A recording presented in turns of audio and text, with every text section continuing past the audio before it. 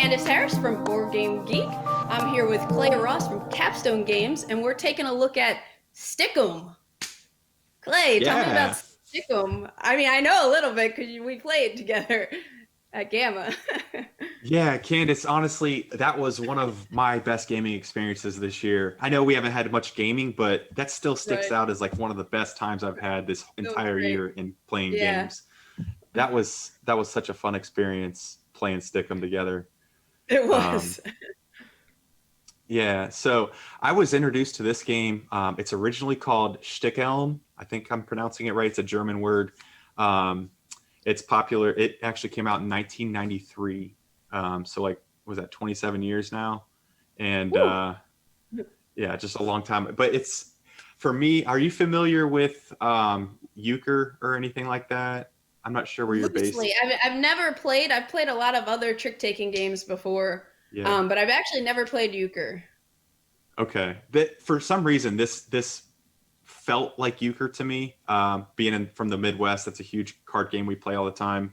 But one of my good friends in Michigan, Nick Nelson, introduced me to Stickelm, and man, I just fell in love with this game. We played it over and over at Grand Con, and I was surprised it hadn't had a not a mass market, but more of a larger market in the United States or an English printing for that. And so I reached out to the designer and the team and was able to do the English edition for it. So I was really excited about that.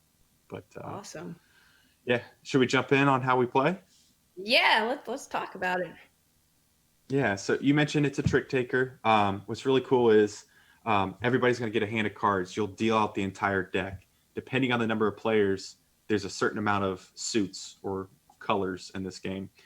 So if you're playing with all 6 players, I think there's 6 suits, and you can see the different colors there. I do want to make a note that there is a character at the bottom of every card. The blue character has his little sword out. So they're all different. Oh So it yeah, kind of helps you that's differentiate in that way. I like the cactus one. That's one of my favorites. Um, cool. yeah. So it kind of gives you that. If you're having trouble with the colors, you can always look at the characters at the bottom. But anyway, you're going to get a hand of cards, and from that hand, you're going to pick a color, and that is going to be your pain color. And what that means is every time you win a trick with that color card in it, it will be negative points for whatever the value of that card is. So Mm, if I chose from this bottom right corner, if I chose that purple or the blue 2 as my pain color, and you'll do this simultaneously. So everybody will secretly pick a card, and when everybody's ready, you'll reveal, and so everybody knows what everybody's pain color is. So for every hmm. blue card I win, I get the negative value of that card, whatever the face value is. So if it's a 14, that's negative 14 points coming to me. Yeah. So on the flip side, every other color is positive points. However, it's just 1 point. So if it's a 12-point yellow card coming to me, that's great, but it's not 12 points. It's just one. So you got to be very, very careful winning tricks in this game to make sure you do not win tricks matching your pain color. Um, Yeah, yeah. So you how felt you the play sting of is that. yeah.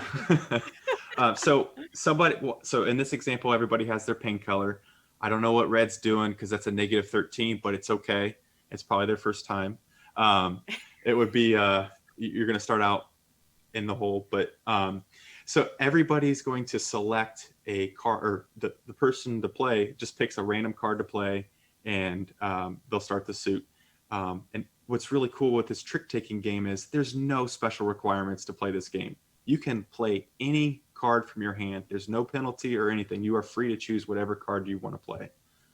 So let's just assume everybody plays the same color for some reason. Whoever played the highest card of that color wins the trick. So in this example, a red 3 or a green 3, then a green 1 came out, and then whoever plays the green 8 is going to win the trick because all of the cards are the same. Yep. Okay. And in that case, the yellow, we'll call them the yellow player, they won 3 cards that were not their paint color. So that's 3 points that they're starting with. That's really nice.